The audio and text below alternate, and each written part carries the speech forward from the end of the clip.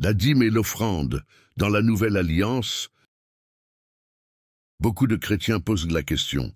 La dîme est-elle encore valable aujourd'hui? Dans l'Ancienne Alliance, la dîme était une loi obligatoire pour Israël.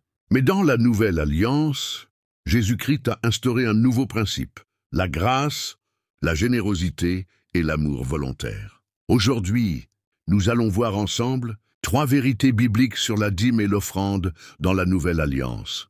La dîme sous l'Ancienne Alliance, une loi obligatoire. Lévitique 27, verset 30. Toute dîme de la terre, soit des récoltes de la terre, soit du fruit des arbres, appartient à l'Éternel. Malachie 3, verset 10. Apportez à la maison du trésor toutes les dîmes. Ici, la dîme était un commandement légal, 10% strict, destiné à soutenir les Lévites, les prêtres et les nécessiteux, lié à des bénédictions et malédictions selon l'obéissance.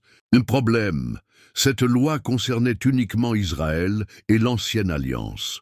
La Nouvelle Alliance, donnée avec liberté et amour. 2 Corinthiens 9, verset 7.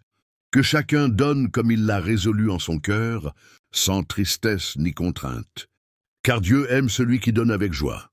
1 Corinthiens 16, verset 2. Que chacun de vous, le premier jour de la semaine, mette à part ce qu'il pourra selon sa prospérité. Dans la Nouvelle Alliance, Dieu ne demande plus une taxe spirituelle obligatoire. Il nous appelle à donner selon notre cœur, notre foi et nos moyens. L'accent est mis sur l'amour et la joie de donner. Cela signifie que même 5%, 15%, 20% ou plus sont acceptables si c'est volontaire et avec amour. Roi le principe éternel. Soutenir l'œuvre de Dieu. Galates 6, verset 6.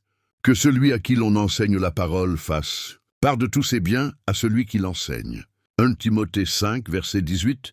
L'ouvrier mérite son salaire. Philippiens 4, verset 15. À 17, Paul félicite l'Église de Philippe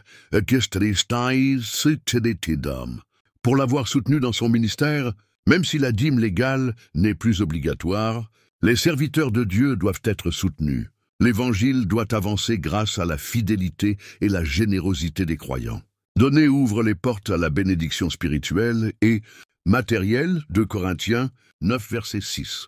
Conclusion d'un appel. L'Ancienne Alliance imposait une dîme obligatoire. La Nouvelle Alliance nous appelle à une offrande volontaire, joyeuse et généreuse. Ce qui compte n'est pas le pourcentage, mais le cœur avec lequel nous donnons.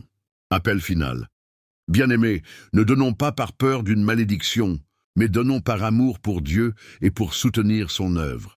Plus nous donnons avec joie, plus nous expérimentons la grâce de la provision divine.